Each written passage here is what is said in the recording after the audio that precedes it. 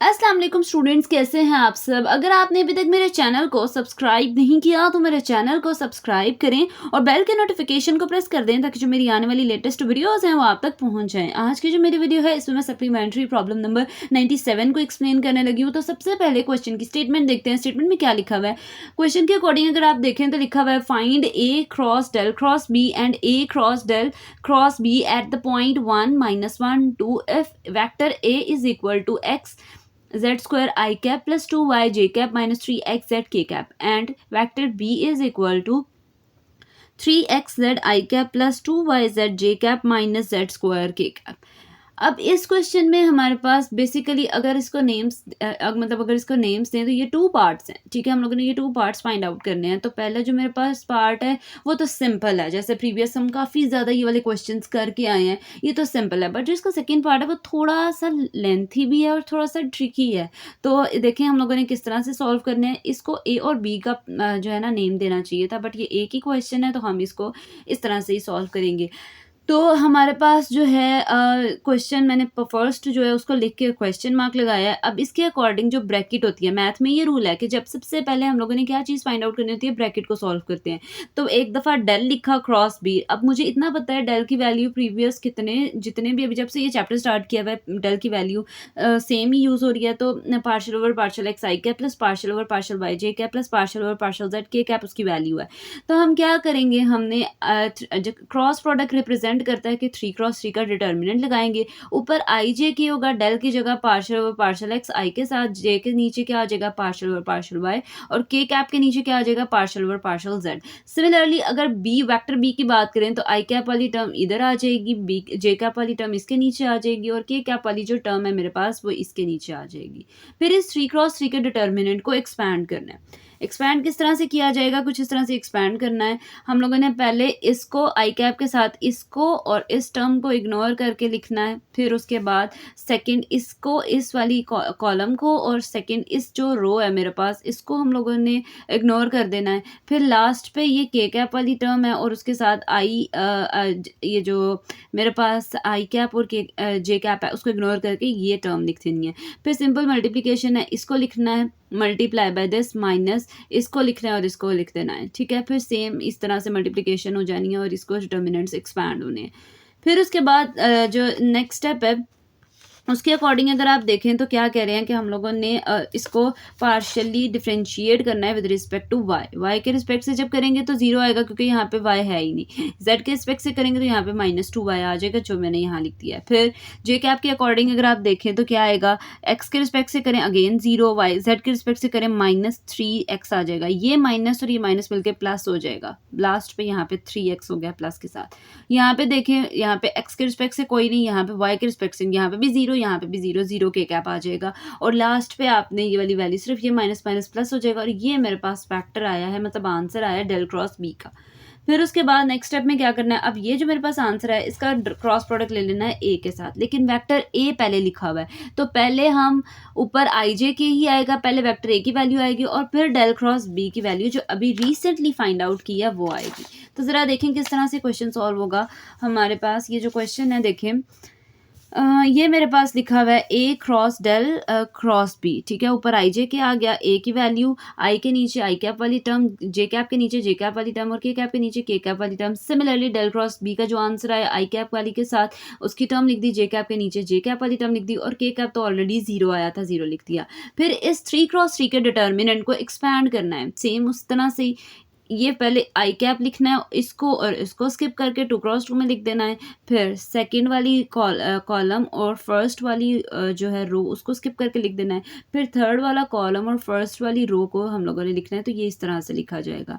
फिर इसको इसके साथ मल्टीप्लाई करें, 0 minus minus plus 3 × 3 9 x × x x square और z आ जाएगा। फिर यहाँ पे देखें ये 0 आ जाएगा, फिर माइनस माइनस प्लस, बट हमारे पास इसका तो माइनस लगाना है, जब इन दोनों माइनस और इन दोनों को मल्टीप्लाई करते हैं, माइनस माइनस प्लस हो जाएगा, तो 3 टाइम्स 6 एक्स वाई जेड आ जाएगा।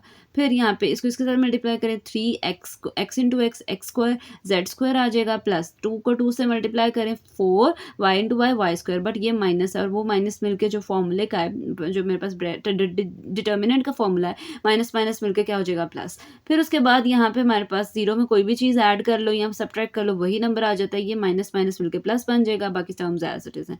फिर लास्ट पे अब इसको फर्दर हम कुछ नहीं कर सकते, मेरे पास आई जे के फॉर्म में एक्स वाई जेड के फॉर्म में आ गया, बट उसने एक पॉइंट भी दिया था, अगर आपको क्वेश्चन की स्टेटमेंट ले याद हो तो उसने बताया था एट द पॉइंट 1 -1 और 2। अब हमने वो पॉइंट पुट करना है, तो देखें क्या लिखना है, एट द पॉइंट 1 -1 और 2। अब इसके अकॉर्डिंग मैंने पॉइंट पुट किया है, जहाँ जहाँ x है वहाँ वहाँ 1, जहाँ जहाँ y है वहाँ वहाँ -1 और जहाँ जहाँ z है वहाँ वहाँ 2 पुट कर देना है। पुट करने के बाद इस तरह से मेरे पास आंसर्स आएंगे, फिर उसको मल्टीप्लाई कर देना है। 9 को अगर 2 से 1 का स्क्वायर 1 नहीं होता है तो 1 लिखा नहीं जाता, 9 को 2 से मल्टीप्लाई करें 18। सिमिलरली यहाँ पे 6 मल्टीप्लाई बाय -1 -6 मल्टीप्लाई बाय 2 -12 आ जाएगा जे कैप। और फिर इधर देखें 3 मल्टीप्लाई बाय 4 12 और फिर 4 मल्टीप्लाई बाय ये माइनस का स्क्वायर है, ये प्लस में कन्वर्ट हो जाता है और मेरे पास +4 आ जाएगा। 4 + 12 क्या हो जाएगा 16 के कैप। और ये मेरे पास इसका आंसर है, जो मेरे पास अगर फर्स्ट पार्ट की बात करें तो उसका आंसर मेरे पास ये आया है,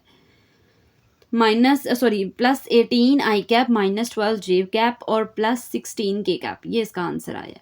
अब ये तो था इसका फर्स्ट पार्ट। अगर आप देखें तो मतलब जो फर्स्ट जो चीज़ उन्होंने कहा था प्रूव करने के लिए वो हमने कर दी है। अब हम मूव करें इसकी सेकंड जो चीज़ हम लोगों ने प्रूव करनी है उस पर अगर देखें तो क्या चीज़ हम लोगों ने फाइंड आउट करनी है। अब क्या है, क्वेश्चन के अकॉर्डिंग अगर आप देखें कि ए का क्रॉस प्रोडक्ट लेना है डेल के साथ और फिर क्रॉस प्रोडक्ट लेना है बी के साथ, ये मैंने क्वेश्चन मार्क लगाया। अब ए का जब क्रॉस प्रोडक्ट लिया जाएगा डेल के साथ तो क्या लिखा जाएगा, मतलब ये है कि ए वाली टर्म पहले लिखी जाएगी और डेल वाली टर्म बाद में, तो कुछ इस तरह से मेरे पास सिचुएशन हो जाएगी। फिर इसको एक्सपैंड करना है 2 क्रॉस 2 के डिटर्मिनेंट में, वो भी सेम वैसे ही होगा जिस तरह से पहले किया है, और फिर हम लोगों ने इसको मल्टीप्लाई करके लिख देना है। अब इस क्वेश्चन में थोड़ा सा चेंज है, जब इसको इसके साथ मल्टीप्लाई करते हैं तो ये पहले ये लिखा जाएगा फिर ये लिखा जाएगा, माइनस माइनस प्लस, पहले ये लिखा जाएगा फिर ये लिखा जाएगा। इसका मतलब यह है कि ये इसका डेरिवेटिव नहीं लेना। अब हमने ये इसके साथ नंबर मल्टीप्लाई हो रहा है, सेम यहाँ पे भी वही सिचुएशन है। इसको इसके साथ मल्टीप्लाई करते हैं, माइनस माइनस प्लस हो जाएगा और इसको इसके साथ मल्टीप्लाई करते हैं तो 3xz partial over partial x के साथ लिखा जाएगा। बाकी भी इस तरह से ही मल्टीप्लिकेशन हो जानी है।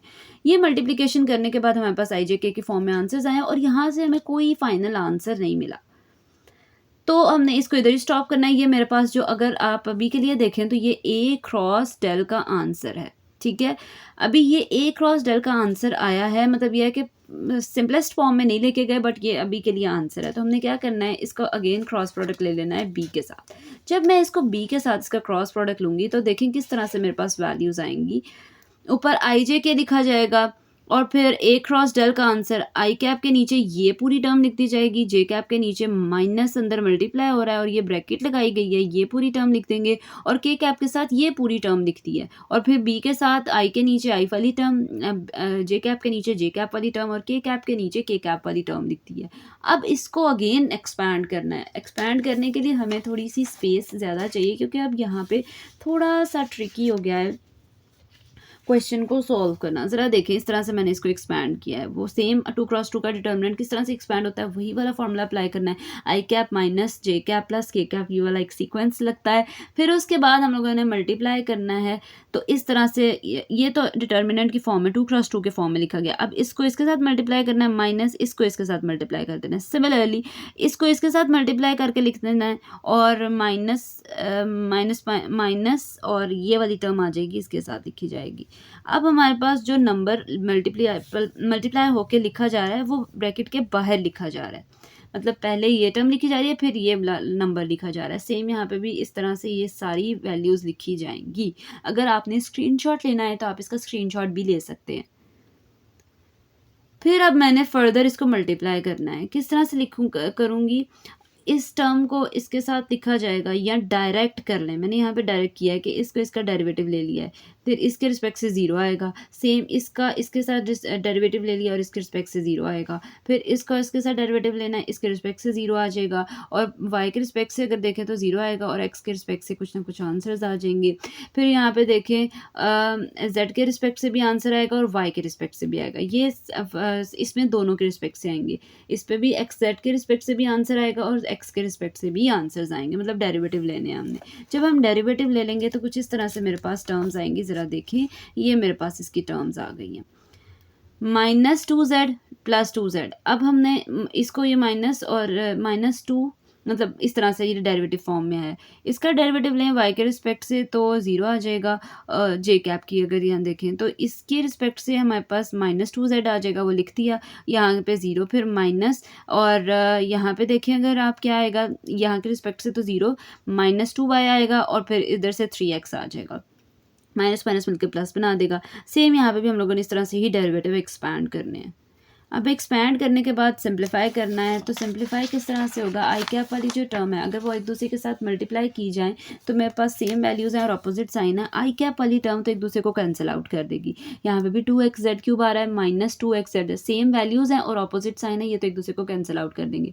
फिर जे कैप वाली टर्म के साथ अगर आप देखें तो -4yz plus 6 plus minus 2yz आ जाएगा। यहाँ पे मेरे पास 2yz आ गया जे कैप वाली टर्म के साथ।